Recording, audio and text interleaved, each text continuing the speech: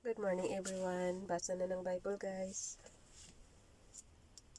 Ang babasahin ko ay Mark chapter 14 verse 54 to 72 and Deuteronomy chapter 28 and 29. Basa. Peter followed him at a distance, right into the courtyard of the high priest. There he sat with the guards and warmed himself at the fire. The chief priest and the whole Sanhedrin, Hanhedrin, Sanhedrin,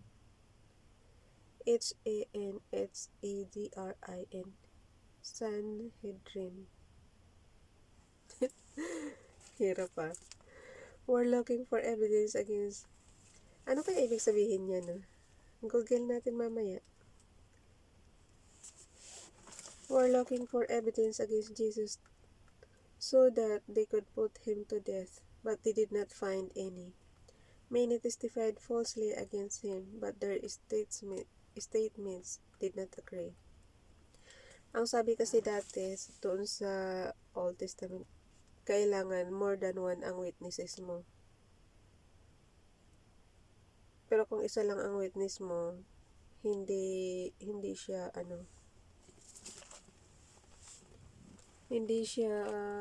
pwedeng isa lang ang witness. So kailangan marami para maparusahan ka.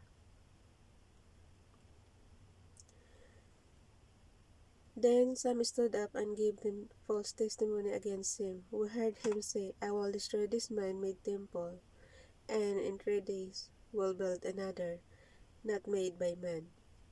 Yet even then, their testimony did not agree. Then the high priest stood up before them and asked Jesus, Are you not going to answer? What is this testimony that these men are bringing against you? But Jesus remained silent and gave no answer.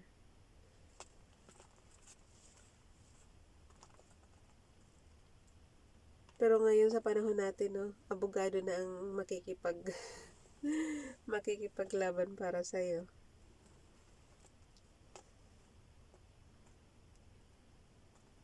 Again, the high priest asked him, Are you the Christ? Yung magtatanggol sa'yo, halimbawa, ina-accuse ka ng ganito. So, bahala na yung abogado sa'yo. Nung panahon noon pala, kung sino yung accused, yun talaga ang tatanungin. Ngayon, tatanungin, ngayon tatanungin man yung accused, pero yung abogado pa rin ang magtatanggol. So, pagalingan na lang ng abogado. Again, the high priest asked him, Are you the Christ, the Son of the Blessed One? I am, said Jesus.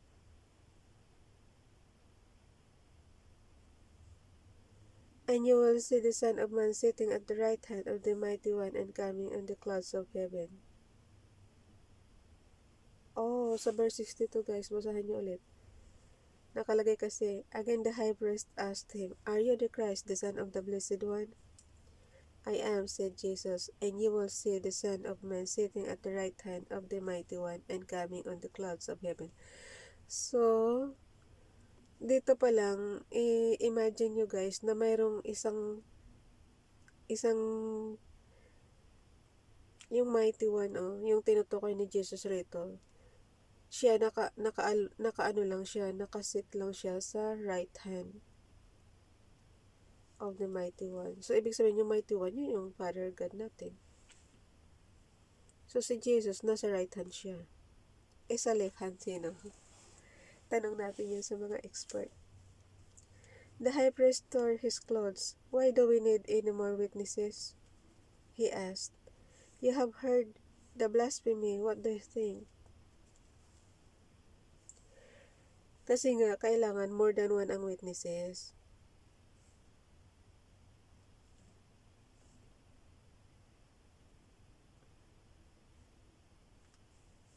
Nakalagay. Itong mga high priest na to, 'di ba sila na rin ang alam na rin nila yung law ni Moses na kailangan more than one ang witnesses ang witness Why do we need more witnesses? Tapos magtatanong pa, why do we need more witnesses? He asked. You have heard the blasphemy. What do you think? They all condemn him as worthy of death. Then some began to spit at him. Ito yung sinasabi ko, guys. Sabi kasi doon sa Old Testament na lahat ng lumalabas sa ating discharge is marumi. So, spit is one type of discharge, right?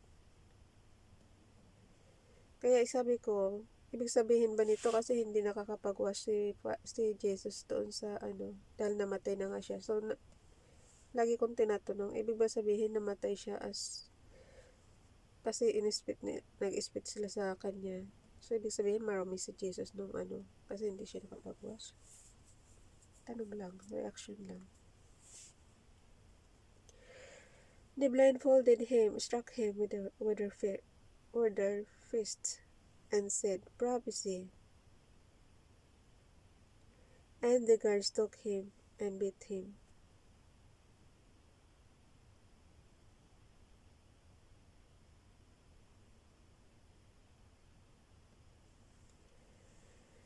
Peter denies knowing Jesus. While Peter was below in the courtyard, one of the servant girls of the high priest came by. When she saw Peter warming himself, she looked closely at him. You also were with that Nazarene, Jesus, she said. Nazarene. But he denied, I don't know or understand what you're talking about, he said, and went out into the entryway. When the servant girl saw him there, she said again to those standing around, This fellow is one of them. Again he denied it. After a little while, those standing there said to Peter, Surely you are one of them, for you are a Galilean.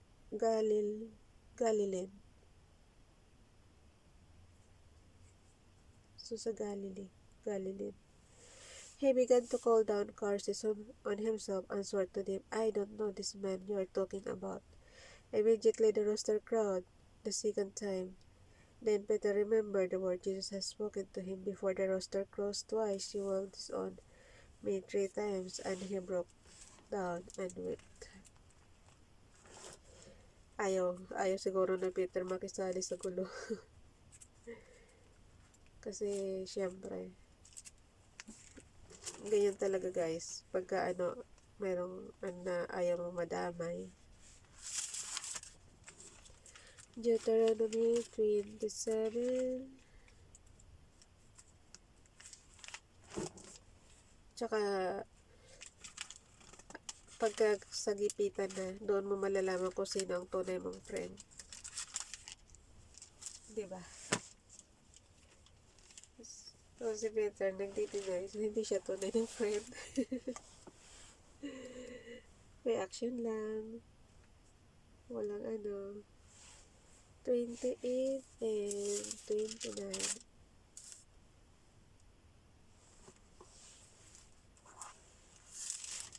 Pero nung kausap nyo, hindi kita itindihan, diba?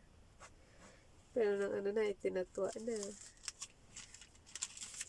Parang lang yan eh. Parang magkaibigan lang yan eh. Yung kaibigan sa kaharap, tapos pag nakatalikod, pinag-backfight na. Ganun lang yan.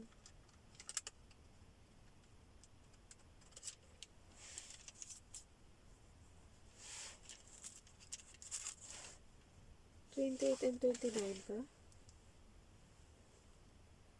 Oh.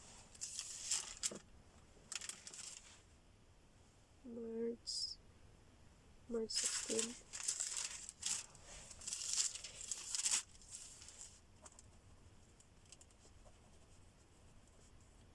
Kaya mainam pa rin yung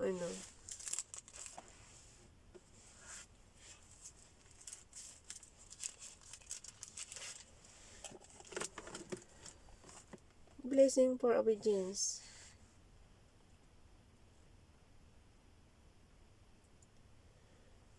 Sa chapter 28 ng Deuteronomy na tayo guys. If you fully obey the Lord your God and carefully follow all his commands I give you today, the Lord your God will set you high above and will set you high above all the nations on earth. All these blessings will come upon you and accompany you if you obey the Lord your God. You will be blessed in the city and blessed in the country. The fruit of your womb will be blessed, and the crops of your land, and the young of your livestock, the calves of your herds, and the lambs of your flocks. Your basket and your kneading trough will be blessed. You will be blessed when you come in, and blessed when you go out. The Lord will grant that the enemies who rise up against you will be defeated before you. They will come at you from one direction, but flee from you in seven. Ano ibig sabihin nun? But flee from you in seven.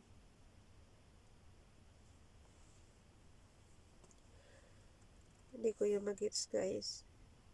Yung but flee from you in seven. Oh, they will come at you from one direction, but flee from you in seven. So one direction pero tatakas din.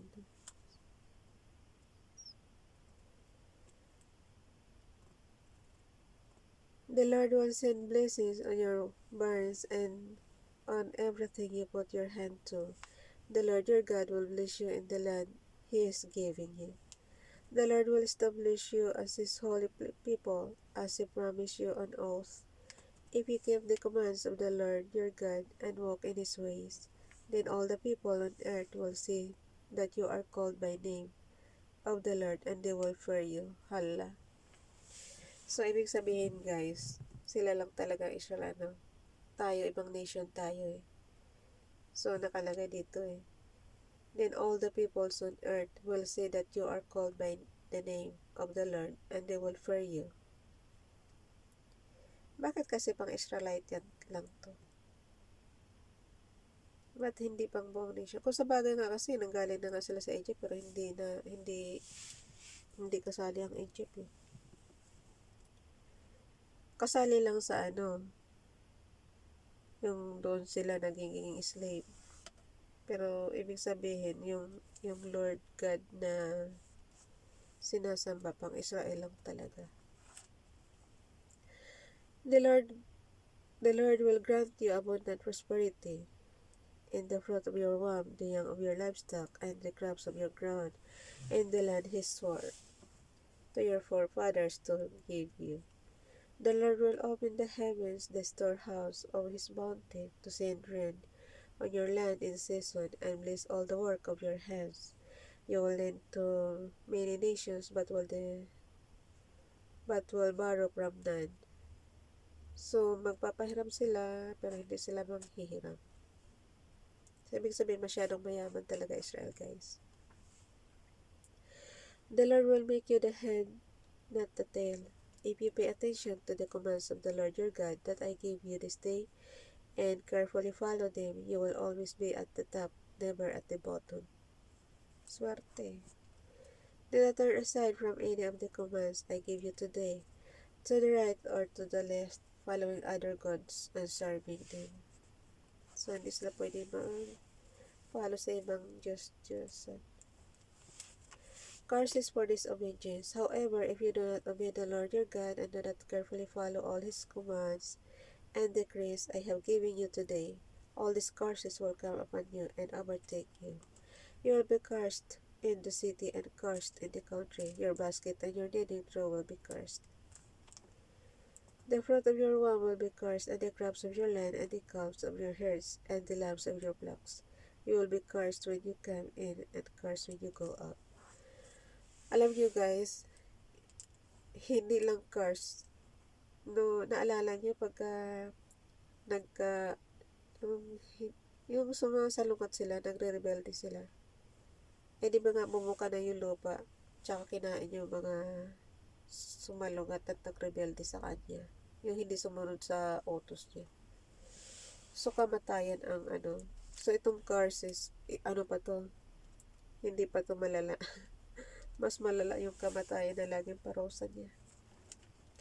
The Lord will send you on courses, confusion, and revoke in everything you put your hand to until you are destroyed and come to sudden ruin because of the evil you have done and forsaking Him.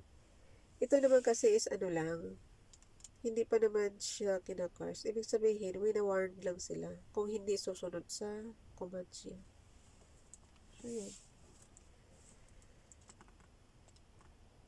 The Lord will plague you with diseases until He has destroyed you from the land you are entering to possess. Ito, Father God, yung plague para lang winawarn mo lang sa Israel, bakit ngayon kasali kami sa COVID-19? Diba? Hindi naman tayo, So, kung pang Israel lang siya, ba't kasali tayo ngayon sa parusa?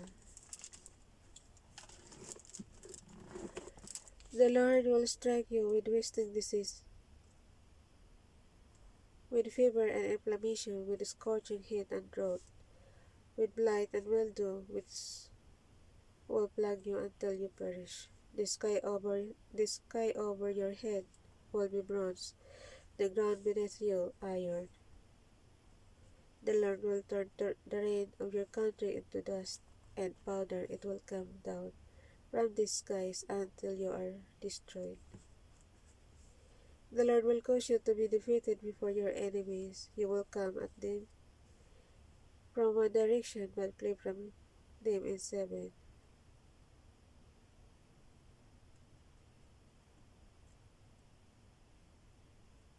Binaligtad lang. Itong sinabi niya dati sa enemies. Pero pagka hindi sila sumunod, ganun din ang mangyayari sa kanila.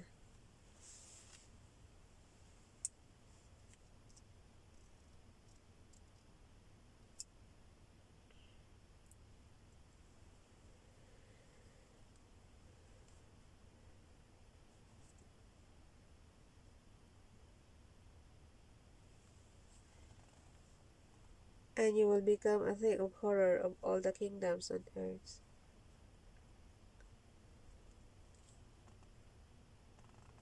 Your carcasses will be food for all the birds of the air and the beasts of the earth, and there will be no one to frighten them away.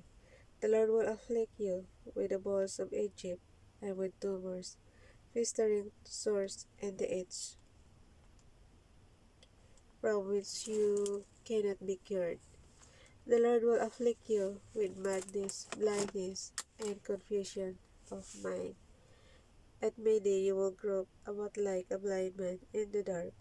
You will be unsuccessful in everything you do. Day after day you will be oppressed and robbed, with no one to rescue you. You will be pledged to be married to a woman, but another will take her and ravish her. You will build a house, but you will not live in it. You will plant a vineyard, but you will not even begin to enjoy its fruit. Ang haba ng courses sa kanila. Pagka hindi sumunod.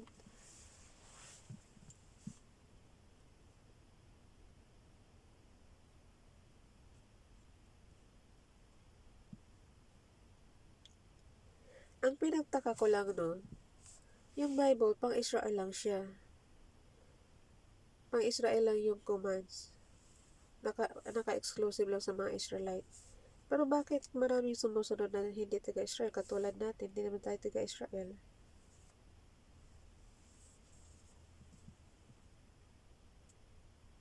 Kasi nakakapag-jealous, di ba? Puro Israel lang sila.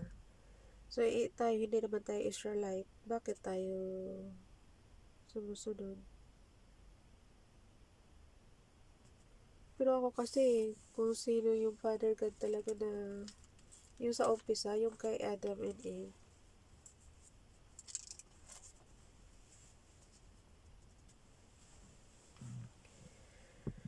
Yun talaga ang tunay, di ba?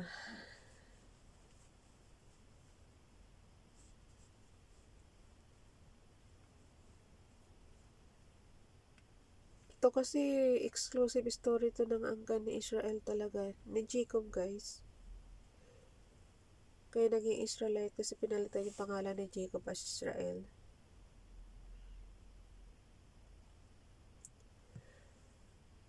You will be placed, balikan natin yung verse 30. Nag-reaction kasi agad ako eh. You will be pleased to be married to a woman, but another will take her and ravish her. You will build a house, but you will not live in it. You will plant a vineyard, but you will not even begin to enjoy its fruit. Your ox will be slaughtered before your eyes, but you will eat none of it. Your donkey will be forcibly taken from you and will not be returned. Your sheep will be given to your enemies, and no one will rescue them.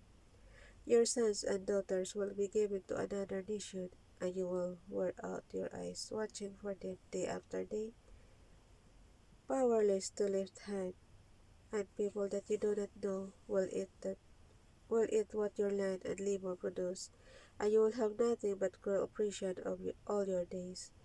Besides, besides, you see, will drive you mad. The Lord will afflict your knees and legs with painful boils that cannot be cured, spreading from the soles of your feet to the top of your head. The Lord will drive you and the king you set over you to a nation unknown to you or your fathers. Wait lang guys, at ako'y hindi na naman makahinga sa akin. Umaatake na naman si ilong natin.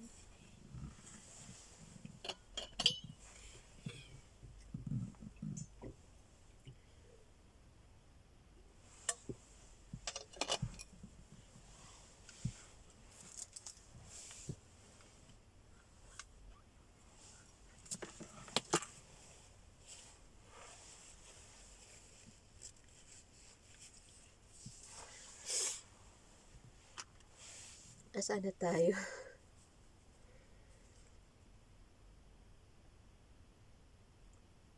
Soles of your feet to the top of your head. 36 guys, verse 36. The Lord will drive you and the king is set over you to a nation unknown to you or your fathers. There you will worship other gods, gods of wood and stone. Hala. You will become a thing of horror and an object of scorn and ridicule to all the nations where the Lord will drive you. You will sow much seed in the field, but you will harvest little, because locusts will devour it. You will plant vineyards and cultivate them, but you will not drink the wine or gather the grapes, because worms will eat them. You will have olive trees throughout your country, but you will not use the oil, because the olives will drop off. You will have sons and daughters, but you will not keep them, because they will go into captivity. Swarms of locusts will take over all your trees and the crops of your land. The alien who lives among you will rise above you higher and higher, but you will sink lower and lower. He will lead to you, but you will not lead to him. He will be the head, but you will be the tail. All these curses will come upon you. They will pursue you and overtake you until you are destroyed. Ay, nako, yung mata ko. Layo. Because you did not obey the Lord your God and observe the commands and decrees he gave you. There will be a sign and a wonder to you and your descendants forever. Because you did not serve the Lord your God joyfully and gladly in the time of prosperity, therefore in hunger and thirst, in nakedness and dire poverty, you will serve the enemies the Lord sends against you. He will put an iron yoke on your neck until he has destroyed you. The Lord will bring a nation against you from far away, from the ends of the earth, like an eagle swooping down, a nation whose language you will not understand. If you are still looking, nation without respect to the old or pity for the young, they will devour the young of your livestock and the crops of your land until you are destroyed. They will leave you no grain, new wine or oil, nor any calves of your herds or lambs of your flocks until you are ruined. They will lay siege to all the cities throughout your land until the high fortified walls in which you trust fall down. They will besiege all the cities throughout the land the Lord your God is giving you. Because of the suffering that your enemy will inflict on you during the siege, you will eat the fruit of the womb the bliss of the sons and daughters the Lord your God has given you. Even the most gentle and sensitive man among you will have the compassion on his own brother or the wife he loves or his surviving children, and he will not give to one of them any of the flesh of his children that he is eating. It will be all he has left because of the suffering your enemy will inflict on you. Ano ba yan? Mali-mali na. Will inflict on you.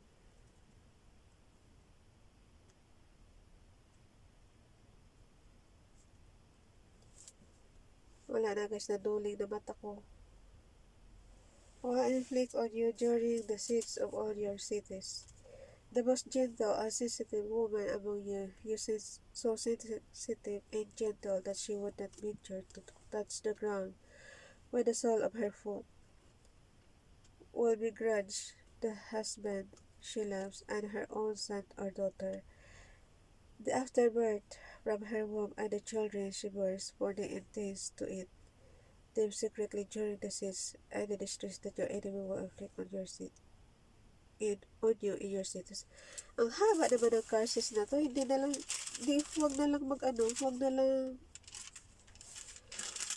wag na lang mag-disobey para wala yung curses. Ang haba-haba guys. Tinatamad na ako magbasa. Puro curses. If you do not carefully follow all the words of this law, which are written in this book, and do not revere the glorious and awesome name, the Lord your God, the Lord will send fearful plagues on you and your descendants, harsh and prolonged disaster, and severe and lingering illnesses. Kaya nga, Father God, hindi naman kami Israelite. Bakit sinama mo kami sa plague nitong COVID-19? Diba? Kung nagka-curse ka sa Israelite, dapat hindi kami kasali. Ayan guys, so, haba-haba. Ay.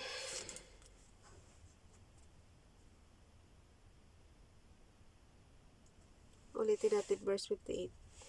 If you do not carefully follow all the words of this law which are written in this book, and do not revere this glorious and awesome name, the Lord your God, the Lord will send fearful plagues on you and your descendants, harsh and prolonged disasters, and severe and lingering illnesses. He will bring upon you all the disease of Egypt. Kung ako sa'yo, Father God, para hindi ka mapagod, diretso na lang des. Dapat kailangan papahirapan ng mga plague tsaka illnesses. Tulad nung yung nagrebelde guys. O di walang pahirap, binuka lang yung lupa, patay. Ganun. Hindi yung ganito, pahirapan pa. Ilang taon na tayo. Mahigit na tayo 1 taon. Yung COVID-19, diba? Mahigit na 1 taon. Kaya medyo nakakainis. He will bring upon you all the disease of the Egypt that you dreaded, and they will cling you to you. The Lord will also bring on you every kind of sickness and disaster. Kasi guys, tingnan mo, pahihirapan pa eh. Samantalang puro death din naman yung ibig sabihin puro kamatayan din naman ang kahulihan, diba? Halimbawa, yung lingering illnesses.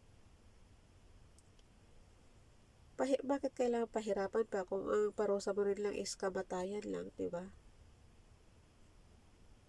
Bakit kailangan mag-sacrifice din kami mga hindi naman kasali sa Israelite? Bakit pati kami nadadamay sa abala ngayon? Diba?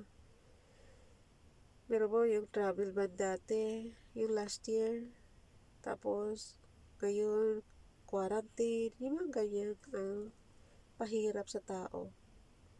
Ba't kailangan namin danasin? Hindi naman kami kasali sa Israelites.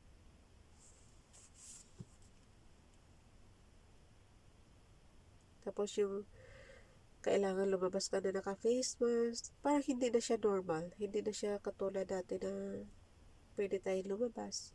Wala tayong kinatatakutang COVID-19. Ngayon, hindi. Kailangan mo na mag-face mask.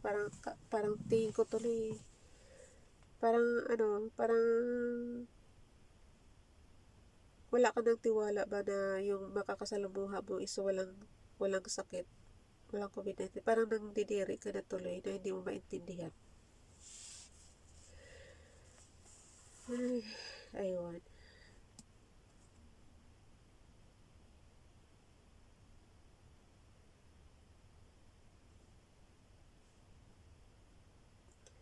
The Lord will also bring on you every kind of sicknesses and disaster not recorded in this book.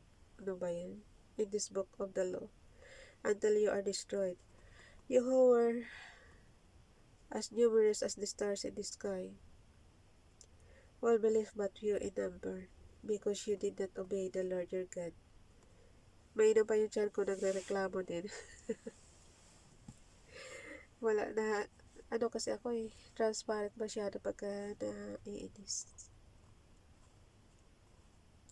Nadamay kasi tayo, guys. Yung nadamay tayo sa ganitong parusa sa kanila.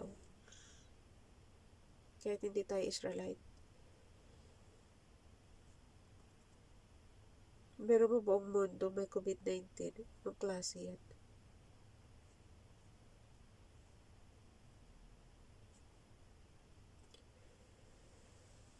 Ay.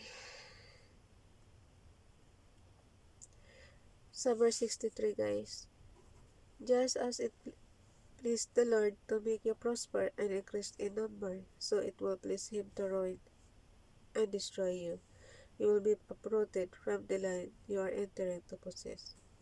Then the Lord will scatter you among all nations from one end of the earth to the other. There you will worship other gods, gods of wood and stone. Kaya nga lang ko sinasabi, yung ibang nation ba, anong klaseng gods ang sinasamba nila? Kasi ang pang-Israelite lang ito, guys Tapos, ibig ko sabihin, ang mundo natin is hindi lang naman Israel ang tao, di ba? Nung dumayo nga sila dyan sa Canaanites di ba may mga tao na dyan before, nalobig lang nila. So,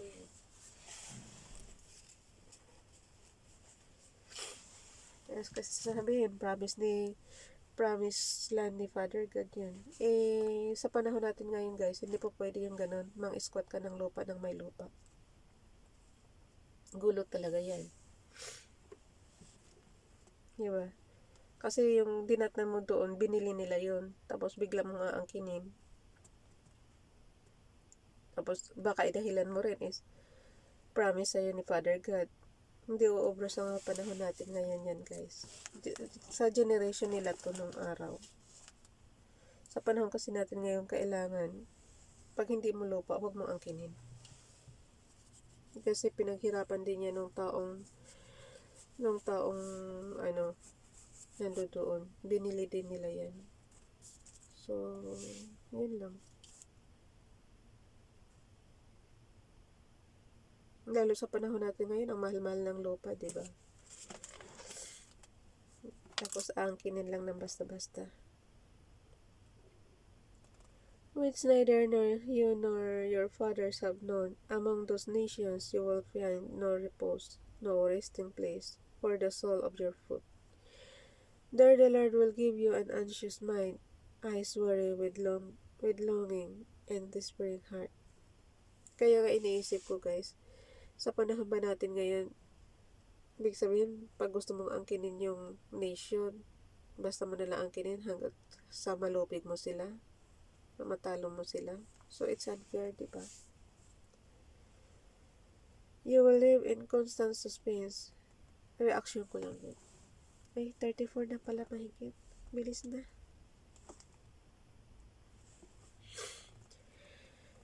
You will live in constant suspense world. Nasaan na tayo, guys? Anxious my worry with longing and despairing heart. 66. You will live in constant suspense, full with dread both night and day, never sure of your life. In the morning you will say, if only it were evening. And in the evening, excuse me excuse me guys. Sorry, hindi ko maiwasan. Nagtig-up ako. In the morning you will say, if only the evening, if only it were morning. Because of the terror that will fill your hearts and the sights that your eyes will see. The Lord will send you back in ships to Egypt on a journey I said you should never make again. There you will offer yourself for sale to your enemies. Ang dami ng reaction sa body ko guys. Hinto na tayo. Yung chan ko nag-grumble na rin. There you will offer yourself for sale to your enemies as male and female slaves, but no one will buy you. Parang gusto ko nang huminto. Puro kasi courses. Sa 29 na nga tayo guys.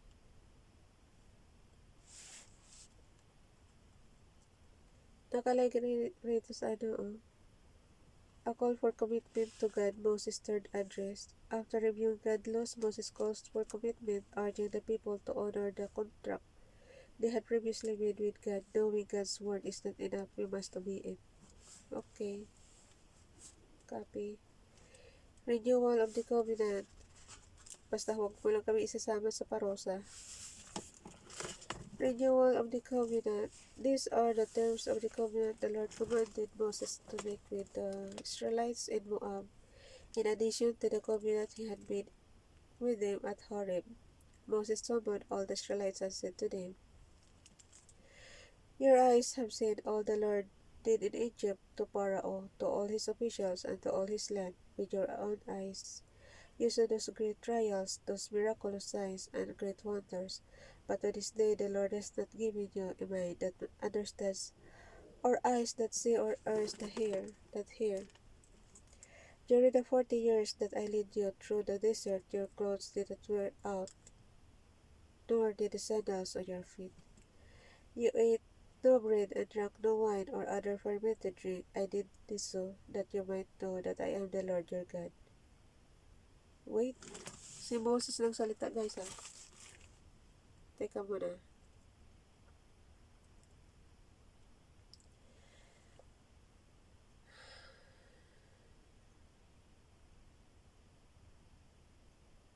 Nakalagay guys. Oo. Inano ni Moses yung covenant. Akala ko siya nagsabi na I am the Lord your God. Inintindi ko lang mabuti. Sa verse 7 na tayo. When you reach this place, Sihon king of Heshbon and Og king of Bashan came out to fight against us, but we defeated them. We took their land and gave it as an inheritance to the Reubenites, the Gadites, and the half-tribe of Manasseh. Yun na nga po, Father God, it's so unfair. Yung mga tao doon, yung una na nalupig lang. So, kawawa naman sila. Para lang ibigay mo sa mga tribe ng Israel. Diba? So unfair. Kasi may mga tao na nung nauna porket ba't sinabi tawag nito, promised land is aagawin mo na doon sa mga naunang tao. It's so unfair. Wala guys, nag-o-object lang ako kasi reaction lang naman to Yung binabasa natin story ba?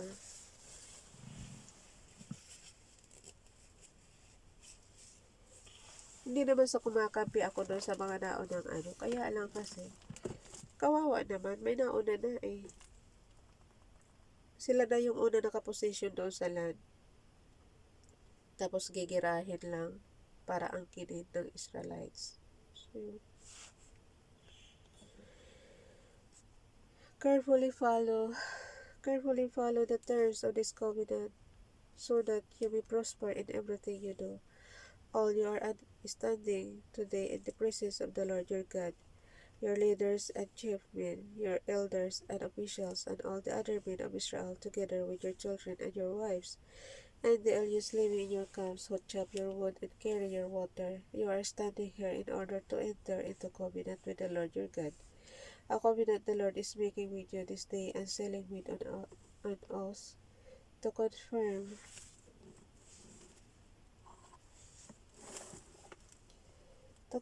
you this day and his people, that he may be your God, as he promised you, and as he swore to your fathers, Abraham, Isaac, and Jacob. Si Jacob, guys, huwag niyong kalimutan. He is the one named Israelite. Siya yung Israelite. Siya yung Israel. Yung lahat ng anak ng kanya is Israelite na ang tawag sa kanila. Kaya nga inaano ko may kapatid din siyang si Esau, pero hindi masyadong ini-elaborate dito sa Bible. Puro Israel lang. Puro Jacob lang. I am making this covenant with its oath, not only with you who are standing here with us today in the presence of the Lord our God, but also with those who are not here today. You yourselves know how he lived in Egypt and how he passed through the countries with her. You saw among them their detestable images and idols of wood and stone, of silver and gold. Ang natandaan ko sa story, guys, mula parang minulis niya si Dina, tumakas na rin sila kasi natakot rin sila noon, di ba? Nung nag-circumcise lahat ng tao doon sa lahat ng lalaki noon. Tapos, di ba, pinatay nila ng Israel. So, sabi ni Jacob noon, hindi nyo ba alam na malaking gulo yan? So, umalis sila sa place na yun, di ba? Natandaan ko yung story na yun ni Dina Saan ba natin nabasa yung book na yun? Dito sa Bible. You yourselves know how he lived in Egypt and how he passed through the countries the way here. Here you saw among them detestable images and idols of wood and stone, of silver and gold. Yep, yung calves, guys. Gold calves. Make sure there is no man or woman, clan or tribe among you today whose heart turns away from the Lord our God to go and worship the gods of those nations. Make sure there is no root among you that produces such bitter poison. When such a person hears the words of this oath, he invokes a blessing on himself, and therefore thinks, I will be safe, even enough I persist in going my own way. This will bring disaster on the watered land as well as the dry. The Lord will never be willing to forgive him. His wrath and self will burn. Piyak na boses ko. Against that man. Kulang-kulang isang oras na nagsasalita Paano? All the curses written in this book will fall upon him, and the Lord will blot out his name from under heaven. The Lord will single him out from all the tribes of Israel for disaster according to all the curses of the covenant written in this book of the law. Your children who follow you and later generation of foreigners who come from distant lands will see the calamities that have fallen on the land and the diseases with which the Lord have afflicted it. The whole land will be burning waste of salt and sulfur, nothing planted, nothing sprouting, no vegetation growing on it. It will be like the destruction of Sodom and Gomorrah and Zeboim, Zeboim, Zeboim, which the Lord overthrew in fierce anger. All the nations will ask, why has the Lord done this to this land? Yeah, bakit nga ba, Father God? Ang lagi ko tinatanong, bakit kasama kami? Hindi naman kami Why this fierce burning anger? And the answer will be, kasi guys, ang parusa ngayon COVID-19 is pang buong mundo. Why this fierce burning anger? And the answer will be, it is because these people abandoned the covenant of the Lord the God Oh, and the answer will be, it is because the people abandoned the covenant of the Lord, the God of their fathers, the covenant of he made with them. When he brought them out of Egypt, they went off and worshipped other gods and bowed down to them gods they did not know, gods he had not given them. Therefore the Lord's anger burned against this land, so that he wrote on it all the curses written in this book, in furious anger and in great wrath. The Lord uprooted them from their land and thrust them into another land as it is now. The secret things belong to the Lord our God, but the things rebelled belong to us and to our children forever, that we may follow all the words of this law. My Father God, thank you so much. Amen.